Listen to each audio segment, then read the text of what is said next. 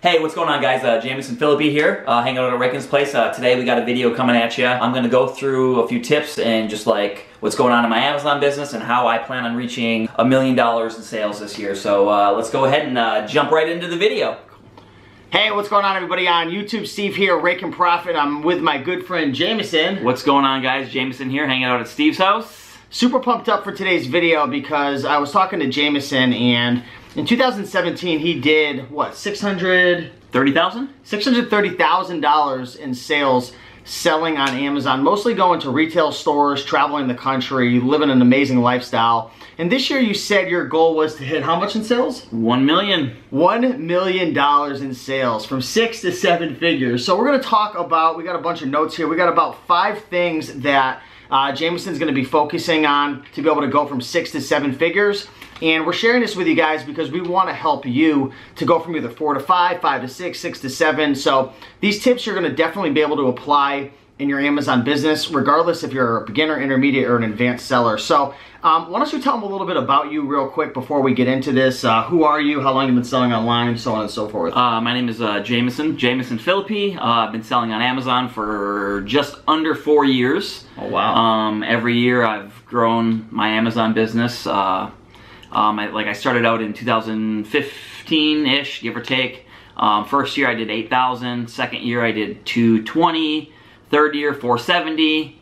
And then last year I did 630. And then this year I'm working to do 1 million.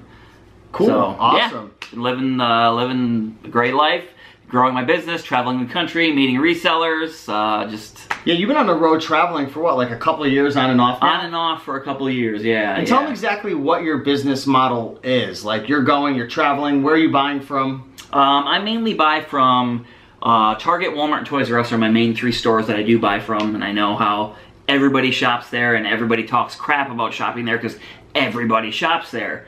But if you start going directions that other people aren't going, you can still do well at these stores. Cool, awesome. So let's just jump right into it and share with these, share with the folks these 1, 2, 3, 4, 5 tips that you're going to apply in your business to take your, business from 6 to 7 figures. So the first thing, and I got my handy dandy little notes here to keep this video organized, but the first thing that you had mentioned to me before this video was sourcing more. So how are you going to be able to go from 6 to 7 figures by sourcing more? Because I can only imagine that you're already sourcing a ton. Yes. I'm not very good at it, but I'm working on sourcing like smarter with my time, because I can go into a store and end up killing an hour, and like I could have gotten that done in 30 minutes. Or like I'm working on being smart as far as planning my routes go. Ooh, so that way I can save, time driving to each store. I recently did get a car top carrier to give me a little bit more space. I noticed that. I was wondering what that was all about. Yeah, it's 13 cubic square feet, which isn't much, but it's still We'll put a picture enough. Right here. I'm gonna take a picture and show it to everybody. And I haven't admitted this to many people. I don't think anybody really knows. Is that I lost the key for it like 2 months ago, so I haven't been able to get into it. How are you gonna get into it? I don't know. Did you buy a replacement key? I actually was gonna look today, like because I had the car cleaned out. Now I can actually. You got like $800 worth of like Toys R Us exclusives. I actually have toys up in there too. No. Yes. Wow, so that's cool. You're gonna source smarter. That's really, really important, because I know what it's like to, be traveling and I'm just kind of hanging out, having fun. And if I was just a little smarter and plan my routes, because there's gonna be certain areas where you're gonna just get a bunch of the stores in one place. Same with thrift stores. So planning your routes and being a little smarter with that, with your sourcing, is huge. And I know you were mentioning even doing 630,000. You said you were still slacking off quite a bit. Yeah, I mean, looking back on last year, I looked where I slacked and I made mistakes that I shouldn't have made, and I could have put more effort into the business. Cool, awesome. So we talked about sourcing more. We also touched a little bit about sourcing smarter, but there's a couple more things that we talked about beforehand in regards to sales and coupons. Let's talk about that. How are you going to source smarter by going to sales and gathering coupons in advance? My strategy isn't like amazing when it comes to that. Like when a new store has a sale for the week, generally like I'm buying on Sunday and I'm shipping out Monday. Like when they have, like we'll say if Target has a sale on whatever items and everybody goes after them, you either got to be the first one in or the last one out. with those sales. Explain that. What do you mean by, I understand the first one in, because then you can be the first one to get the inventory into the warehouse and get those higher prices, but what do you mean last one out? Does that mean buy and hold? Yes, like, I mean, that's not my strategy. Like, I've done that in the past where I try to get in first and sometimes I don't make it. Then sometimes you might end up waiting a month, 2 months, 3 months, you know, and then the price could recover or it may not. So I work on getting my items in faster. Okay. And so that's definitely helped a lot, like just getting them in within a day of getting them. How do you, what advice would you give to the folks who want to get into retail arbitrage, which is essentially going to retail stores and, you know, sitting into Amazon and making that profit in between what they're selling it for and what you can get on Amazon. But what advice would you have for people who are looking to find sales on Walmart and Target? Are you going to their websites? Are there publications? Or Walmart generally does, actually no, Walmart doesn't have sales, I guess. They do rollbacks on items, but they don't have like a little section where there's all the discounted stuff. They don't, so, but like, I mean, in the past, Toys R Us would have sales and their Thursday. So how do you find out about them? Is it just through websites and their weekly ads? Okay. Where are the weekly ads? Online. Oh, online? In the store generally. Okay. Cool. So you definitely, you know, if you're in the retail arbitrage game, you want to definitely be frequently checking out the websites and making, because what, do they have sales like every month, or is it like seasonal sales for the most part? I mean, with Target, they have sales every week, but Target has been crap for a few months. You were telling me, Yeah, every few months Target will have a good sale. Okay. And then you got to get in quick because everybody else is going to get in quick, or you have to have the capital to be able to hold that So when there's a sale, do you prefer to batch and like focus on that store? So say for example you're dealing with like 5 or 6 different stores on a regular basis. There's probably more just like little niche stores that you go to depending on where you are. But say Target's running a sale, will you avoid Walmart and Barnes and Nobles or whatever store you're going to because there's a sale and now you're going to just batch all those stores? Is that, would you consider that to be like sourcing smarter? Yes, I definitely do that. Like when Target has a sale, say like Target will do this $25 off $100 toy purchase. I mean, I have friends that go crazy on that. Like, I hit that sale crazy, but I'm very, very strict on what I'm buying. Like, I try to avoid the stuff I know everybody's going to buy. Okay. So I'll look for the more rarer items just to give me that extra cushion. How do you know what everybody will buy? I mean, it's just like the more obvious stuff. Like Legos. The stuff that scans in. And like, I like to look for things that aren't scanned. So you like to see when you scan something and nothing pops up? Is that a good sign for you? Yeah, I like that generally. A lot of times will you type it in manually and then find the listing that way? Yeah, I'd say a portion of the time, not all the time, but some of the time. Awesome. So we covered sourcing more. We talked about sourcing smarter, sales, coupons. You had mentioned it not speculating. You said that one of the things you were going to do this year to boost your sales was not speculating. What does that mean? In the past, I'd say actually almost every year, I've speculated come September, October. I would start buying the things I think are going to do good. Well, based on like the year before? The year before, or the item I happen to think is a hot new toy. I mean, I did that with like fingerlings last year. Those were, I sold probably over 1,000 of them. Wow. What were you making per fingerling?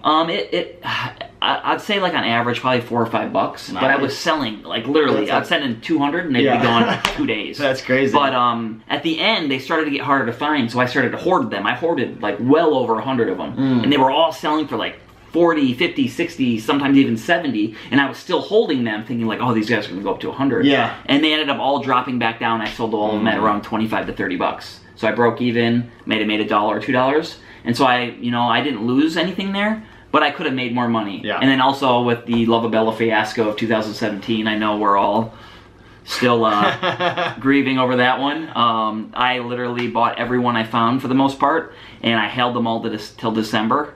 I think my average buy cost was around 83 bucks. Okay. They were $100. So what happened for the people who don't know what you're talking about? I should have bought them and then sold them right away, and I could have made 15 to 30 bucks on each one. But instead, I held them till frickin' January because I didn't get a good out point because I started to drop below retail, and I had gotten stuck with them. So I had like somewhere around $70, $75. And they were selling at the time for 75 to 85. So after fees, you're picking up about 50 bucks on them. So I was losing 30, I don't remember, something like that. I ended up losing roughly around 2,200 bucks. I ended up just dumping them all and just say screw it and take the loss. I could have removed them and return them. I've got multiple friends that returned them, which I don't recommend doing. I figured that... Piss off the stores. Yeah, that's probably the best thing. My best Q4 advice for myself, or the best thing that I learned was I could have just returned them and then I wouldn't have learned anything. But I took that $2,200 loss. Literally, I took $2,200 out of my pocket. What do you got? Tell them what you got there. I have my hourly alarm going off, and it's 3 o'clock right now. And the 3 o'clock alarm is, you are a rock star, baby. He didn't drink any caffeine. He did not just come back from Starbucks. So that's actually a great segment into, or segue. What's the correct? I don't know. But let's transition over to lower margins. Because you said that, you know, obviously sourcing more, sourcing smarter, sales, coupons, not speculating as much. But you also talked about changing up your business model a little bit and focusing more on lower margins. Now, what you were explaining to me was, listen, in the past you might have spent $50 on a toy and you'd have to make at least $30. Yeah. But now, what you were explaining to me is you're willing to take a lower margin because, if you want to dive into that. Yeah, I've changed up my strategy a lot this year. In the past, like you said, buy for $50 and I've got to make $25, $35, $40 an item, but the game has changed. So now, I'll buy those items still, obviously. Those are awesome items, but I'll also buy items that I know will sell quick for $50, or that I buy for $50 or whatever, and then I make 10 bucks on them. And that's not for everybody, because you do need capital for that. Yeah, you definitely So if you're a beginner and you only have $100 in your bank account, don't do that. Horrible idea. But if you have a good nest egg, if you have a good amount of money to invest in your experience, that's another important thing as well, because I wouldn't recommend getting into these buys that you're dealing with unless you've been in the game for, let's say, at least a year or so. But when you start getting involved in lower margin items, you were telling me you find that there's a little less competition because not as many people want to put up 50 to make 10. Exactly. But you've got the capital, so you're willing to do those quick flips, which is helping you to, and again, the goal was $1 million revenue. So it doesn't necessarily mean your profit margin is going to improve, which I'm not sure what your thoughts are on that. But it's going to help you to reach that revenue goal. Obviously, at the end of the day, the goal is profit. Yeah, of course. But we were talking the other day, I mean, that $50 is just going to be in your bank. Exactly. If it's sitting around doing nothing, wouldn't you rather make $10 than make $0? Do you find, well, obviously your profit margins in general are probably going to become a little lower because your revenue is going to be higher because you're making more money, but you're going after these lower margins. Do you have a problem with that?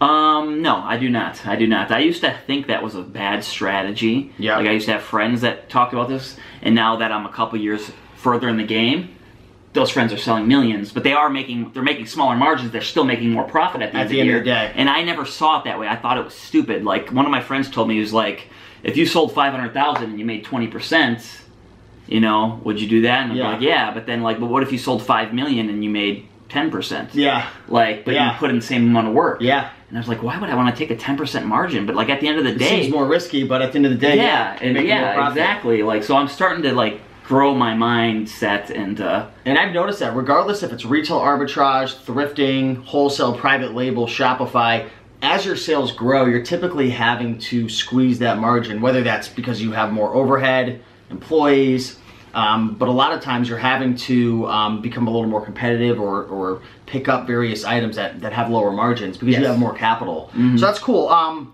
Last thing I want to talk about with you that is on my handy dandy little Google Doc sheet is Q4. I wrote Q4 hard, stricter goals. So we go in, you said you want to go really, really hard with Q4, but you want to have stricter goals. What do you mean by that? I did set some goals up for Q4 that I did pretty well Q4 as far as hitting my goals and all that. You crushed it, dude. But I seen where I slacked off a lot. I did take too much downtime, I believe, and I could have worked harder.